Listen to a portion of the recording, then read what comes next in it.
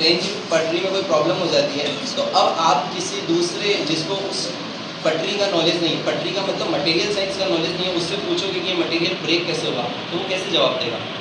और उसकी जवाबदेही नहीं है, अकाउंटेबिलिटी नहीं है, और नहीं वो कभी आंसर सही से मिलेगा। तो ऐसी प्रॉब्लम्स के लिए वापस 2 साल पहले, आई थिंक 1 साल पहले वापस एक नया नोटिफिकेशन आया था यूपीएससी का। ये पूरा का पूरा एग्जाम जो है यूपीएससी ही हैंडल करती है ना, उसने वापस बोला कि नहीं, हम टेक्निकल्स लेंगे। टेक्निकल्स अगर आज भी है तो उसको पता है कि आपका जो वो पटरी है उसमें प्रॉब्लम कहाँ से आई, केस हार्डनिंग हो गया, क्या हो गया। जो मैकेनिकल और सिविल करेंगे उनको नॉलेज होगा।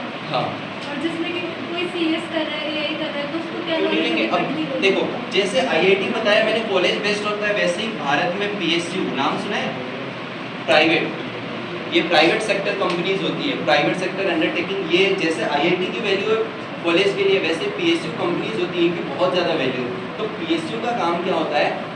अब देखो, जितनी भी कंपनीज है सबको अपना डेटा तो अपने पास ही रखना है ना, जितनी भी कंपनीज है। अब जैसे एक स्कूल भी है, स्कूल में देखा होगा प्रिंसिपल सर के पास या फिर ऑफिस में एक कंप्यूटर रहता है। क्यों ज़रूरी है कंप्यूटर? डेटा बहुत ज़रूरी है। सबसे बड़ा काम क्या है? डेटा रखना है ना। उनको अपना डेटा सेंटर, अब वो तो डेटा चलो ठीक है, वो दूसरा ऐप खरीद लेते हैं, उस ऐप पे अपना डेटा स्टोर करके रखते हैं। पर ये पीएसयू है, जो बड़ी बड़ी कंपनीज है, उनको अपना डेटा सिक्योर रखना है, रखना तो है ही, सिक्योर भी रखना है, तो वो अपना खुद का डेटा सेंटर बनाती है। तो आजकल जो है, अभी जस्ट कुछ टाइम बाद में ही पीएसयू जो है वो सीएस के लिए, एआई के लिए और डीएस के लिए बहुत अच्छा हायर कर भी रही है और करती भी है ना, अब और ज़्यादा करेगी, क्योंकि उनको अपना डेटा सेंटर खुद बनाना है। डेटा सेंटर मतलब उन्हें अपना कंप्यूटर से रिलेटेड काम खुद से करना है। तो वो अब कंप्यूटर वाला काम ये तो कर नहीं सकते, उतना कर सकते बट इतना वो उसमें वो नहीं है ना। तो अब इन कंपनीज को हायर करेंगे, तो स्कोप तो सब में है, बट ये है कि इसमें स्कोप पीएसयू के लिए इसमें स्कोप कम हो जाता है, गवर्नमेंट जॉब में इसके लिए स्कोप कम हो जाता है थोड़ा सा, और इसमें ज़्यादा हो जाता है। सिमिलरली अगर आप प्राइवेट सेक्टर में काम करते हो तो प्राइवेट में इनकी वैल्यू थोड़ी सी कम हो जाती है और इनकी वैल्यू ज़्यादा हो जाती है। और प्राइवेट कंपनीज भी खराब नहीं है, अगर आपने अच्छे से काम मतलब अपनी बीटेक कंप्लीट की, अच्छे रेपुटेड कॉलेज से किया, तो प्राइवेट कंपनीज जो है गवर्नमेंट की जितनी भी कंपनीज है उससे सबसे अच्छा सैलरी देती है, 40 लाख तक। ऐसा होता है कि प्राइवेट में जॉब सिक्योरिटी नहीं रहती, जॉब सिक्योरिटी नहीं रहती, वो तो है प्रॉब्लम। बट देखो, आप अगर काबिल हो तो आपको जॉब सिक्योरिटी की ज़रूरत नहीं है। अगर गूगल आपको किक आउट कर देता है, निकाल देता है कंपनी से, गूगल आपको कंपनी से निकाल देता है, तो क्या आप यहाँ पर आके इन्फोसिस में अप्लाई करोगे तो आपका नहीं होगा?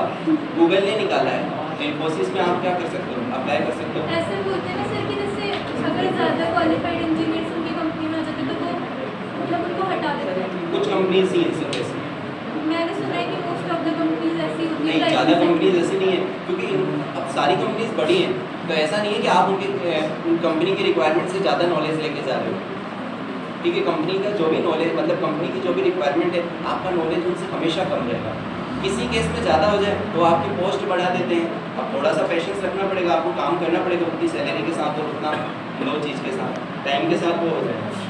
ये तो एग्ज़ाम्स हो गए, ये बीटेक हो गया, 4 साल कंप्लीट हो गया, ठीक है।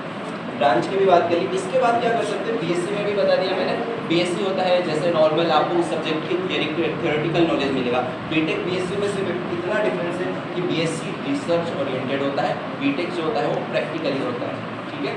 इसीलिए बीएससी के बाद आपको कंपनी के पास जाना पड़ता है और बीटेक के बाद कंपनी आ जाती है। अब इसमें क्योंकि नंबर बहुत ज़्यादा हो गए, बहुत सारे लोग हो, हाँ, मैकेनिकल। अब इसमें कंपनीज बहुत ज़्यादा हो गई तो सॉरी मतलब नंबर ऑफ स्टूडेंट्स बहुत ज़्यादा हो गए तो कंपनीज ऑफकोर्स उतनी नहीं है, तो सप्लाई और डिमांड फुलफिल नहीं हो पाता। अब देखो, बीएससी के बाद आप आईआईटी जेम का एग्ज़ाम दे सकते हो, सर ने भी बताया था, जेम का एग्ज़ाम होता है, और बीटेक के बाद आप गेट का एग्ज़ाम दे सकते हो। इन एग्ज़ाम से आप आगे एमएससी मास्टर्स करने के लिए एलिजिबल हो और इससे एमटेक करने के लिए एलिजिबल हो। और गेट का एग्ज़ाम देने के बाद फिर आप ऐसे जो पीएसयूज़ हैं उसमें आप एडमिशन इन सेंस ऑफ आप इस पीएसयू में जॉब के लिए क्या हो, रिक्वायर हो। और आईआईटी जेम के बाद आपको एमएससी करने का मौका मिलेगा आईआईटी से, ठीक है। आईआईटी हो गई या एनआईटी हो गई या ट्रिपल आईटीज़ हो गई, ठीक है। गेट का एग्ज़ाम जो है वो आपको क्या कर सकता है, आप एमटेक कर सकते हो। अच्छा, यहाँ तक तो हो गया। इसके बाद क्या होता है, एमएससी मास्टर्स कर ले, मास्टर इन सब में भी होता है, इन सब में भी बैचलर्स डिग्री होती है, मास्टर्स होता है। इसके बाद आप पीएचडी कर सकते हो, ठीक है। उतनी फर्दर स्टडी को अब एक बार के लिए ड्रॉप करते हैं। इसके बाद अगर किसी को इंटरेस्ट है कि नहीं मेरे को तो मास्टर्स कहाँ से करनी है, फॉरेन से बहुत अच्छा स्कोप है अगर आप विदेश से पढ़ना चाहते हो ना, तो इस पर वही है कि पढ़ना पड़ेगा उसके लिए, उसके पास आपके पास दूसरा कोई चारा नहीं है ना। तो अगर आप वहाँ से करना चाहते हो तो कुछ एग्ज़ाम्स होते हैं, आईलेट का एक एग्ज़ाम होता है,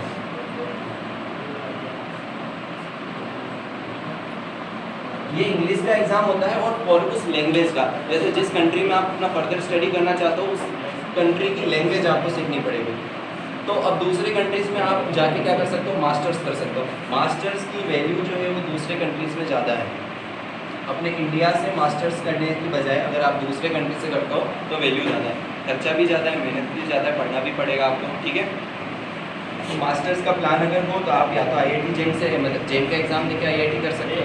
अच्छा, अब इसमें देखो कुछ मेन एग्ज़ाम जो आपने ऑलरेडी सुन रखा है, JEE हो गया और ये सारे एग्ज़ाम से रिलेटेड कोई इशू है क्या, कोई क्वेरी? किसी एग्ज़ाम भी होता कैसे है, कब होता है, ये सर सब आपने दिया था JEE या फिर प्राइवेट? नहीं, JEE का नहीं दिया था मैंने, अब मैं GATE के लिए प्रिपेयर कर रहा हूँ। प्राइवेट एक एग्ज़ाम और होता है RIT ट्रिपल ई, और एक SRM JEE का, ये कॉलेज है जो खुद से ही खुद का एग्ज़ाम करवाती है। ये भी प्राइवेट है? ये भी प्राइवेट कॉलेज है, बट इनकी ये VIT वेलोर, VIT की भी 3 कैंपस है, तो वेलोर वाले की वैल्यू ज़्यादा है और ये उतना अच्छा नहीं है। अच्छा, इस एग्ज़ाम्स की रिगार्डिंग कोई किसी को पूछना है या फिर यहाँ पे कि इसके बाद डिफेंस में कैसे जाए या NDA कुछ? इंजीनियरिंग के बाद गवर्नमेंट जॉब के ऑप्शन? इंजीनियरिंग के बाद गवर्नमेंट जॉब का ऑप्शन बताया, एक तो PSU, वो तो प्राइवेट कंपनी है। नहीं प्राइवेट सेक्टर अंडरटेकिंग, मतलब कुछ कंपनीज ऐसी होती है जो प्राइवेट भी होती हैं और गवर्नमेंट दोनों की क्या होती है, मिक्सअप होती है। तो ये PSU are the example private and job security नहीं। हाँ, यहाँ जॉब सिक्योरिटी ऐसा नहीं है कि नहीं है, PSU में जॉब सिक्योरिटी है क्योंकि ये प्राइवेट और गवर्नमेंट दोनों ही है, तो यहाँ जॉब सिक्योरिटी तो अच्छी है ही। और भी गवर्नमेंट एग्जाम अभी मैंने बताया, SSC हो गया, रेलवे हो गया, और भी बहुत सारे होते हैं, सीमेंट होता है, GMAT होता है। अच्छा, कई बार ऐसा होता है, आपने MBA का नाम सुना होगा? हाँ। IIMs, जैसे IIT टेक्नोलॉजी के लिए होता है, IIMs मैनेजमेंट के लिए होता है। तो मैनेजमेंट कोर्स के लिए एक एग्जाम होता है, ग्रेजुएशन के बाद ही होता है वो एग्जाम, क्या होता है वो, CAT, CAT का एग्जाम होता है, CAT, ठीक है। तो वो आप IIM करने के लिए दे सकते हो, ठीक है। वो जो है बिजनेस पर्पज के लिए, अगर आपको थोड़ा बहुत बिजनेस माइंडसेट है या किसी ऐसी कंपनी में काम करना है जो जिससे पैकेज भी अच्छा हो, थोड़ा बिजनेस के वो मतलब मैनेजमेंट के अकॉर्डिंग वो क्या है, मैनेजमेंट के लिए है वो कंपनी, तो आप ये IIM करके फिर अप्लाई कर सकते हो। IIM आपको ये IIM जो भी होते हैं वो बेस्ट ऑप्शन है। नीट के बारे में ये अगर आपने बायो लिया है तो 12th के बाद में नीट कर सकते हो। अच्छा, राजस्थान की पहले बात करते हैं। RUHS का एग्जाम होता है राजस्थान में, ठीक है, Rajasthan union for health and science ऐसा करके कुछ है। यहाँ पे कॉलेज भी आपको पता हो, सीतापुरा में कॉलेज है RUHS, PTET एग्जाम भी PTET, हाँ PTET के बारे में देखो। RUHS का एग्जाम होता है राजस्थान में, एक कॉलेज भी है RUHS करके सीतापुर में ना। अब देखो ये एग्जाम से आप नर्सिंग कर सकते हो, या फिर शायद ये एग्जाम BSc भी करवाती है, BSc नर्सिंग भी करवाती है, ठीक है।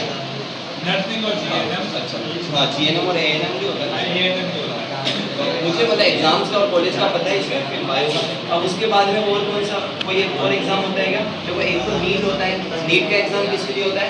एम्स में एडमिशन लेके डॉक्टर बनने के लिए। डॉक्टर के अलावा नीट, आजकल आप नीट का एग्जाम देके नर्सिंग भी कर सकते हो अच्छे कॉलेज से। जैसे ये अपना सबसे अच्छा हॉस्पिटल है ना एक गवर्नमेंट, SMS। तो SMS से अगर आपको नर्सिंग करनी है तो ऐसे नहीं मिलेगा, आपको नीट का एग्ज़ाम देना पड़ेगा। और नीट का एग्ज़ाम अगर आपकी रैंकिंग अच्छी है तो आप SMS से क्या कर सकते हो। तो कंपटीशन तो है इसमें। और भी कुछ ऑप्शन है क्या? वेटनरी का भी ऑप्शन है, बहुत सारे इसमें भी स्कोप तो हर जगह, पर आप पे डिपेंड करता है आप कितना, जैसे ये साइंस मैथ्स के लिए इतना भरा, वैसे ही बायो के लिए भी भर सकता है। कॉमर्स, एग्रीकल्चर और आर्ट्स के लिए भी भर जाएगा। डिपेंड करता है कि आप उस सब्जेक्ट को लेके कितना ज़्यादा डेडिकेटेड हो। अब ले लिया हमने मैथ्स और पढ़ाई की नहीं, बस पास होने के लिए या 12वीं में अच्छे परसेंटेज बनाने के लिए बना लिए, नॉलेज नहीं है सब्जेक्ट का, तो देखो चाहे इसको कैसे भी बाईपास कर लो आप। चाहे यहाँ से आपके पेरेंट्स की जान पहचान हो सकती है, चेक पे लगा के कुछ भी लगा के कंपनी में चले गए।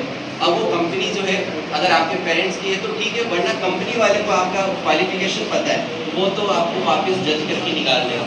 बहुत बार ऐसा होता है कि कई बार कॉलेज जो है अच्छा पैकेज 40 लाख का पैकेज 1 साल का या 2-2 करोड़ का पैकेज भी दे देती है, और कंपनी 1 साल बाद उसको वापस क्या कर देती है, फायर कर देती है, किक आउट कर देती है, ठीक है।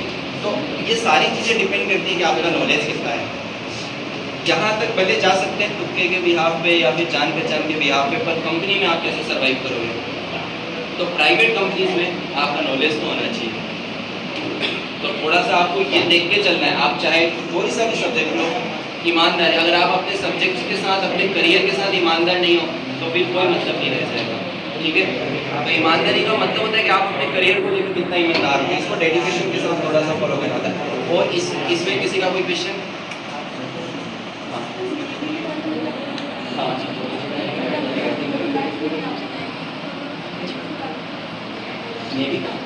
नेवी का एग्ज़ाम 10th के बाद नहीं 12th के बाद है। 10th के बाद होगा भी तो देख लेंगे। 10th के बाद जो होगा फिर वो नेवी का नहीं रह जाएगा। नेवी में अगर आपको जाना है तो 12th तो पढ़ के जानी पड़ेगी, मतलब 12th तक आपको साइंस मैथ्स रखना पड़ेगा, फिर नेवी में जा सकते हो या बायो रख के भी नेवी में, बायो से भी डिफेंस में जा सकते हो।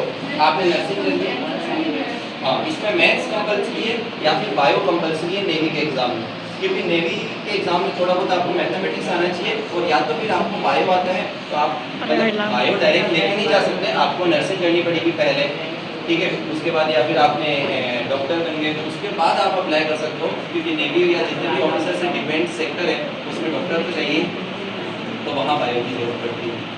और रिसर्च फील्ड में जाना चाहो इसके अलावा तो भी बहुत सारे ऑप्शन है, DRDO, इसरो, नाम सुने होंगे अगर तो, DRDO का नाम सुना है, इसरो का भी सुना है, और ऐसे एक आर्क होता है इंडिया में, ठीक है। तो ऐसे कुछ कम्युनिटीज़ हैं जो सिर्फ रिसर्च ओरिएंटेड है, तो उसमें भी आप काम कर सकते हो।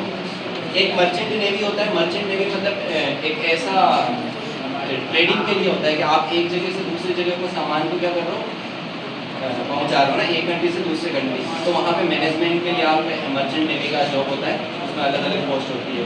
ये नेवी और मर्चेंट नेवी के बारे में। और कोई क्वेश्चन?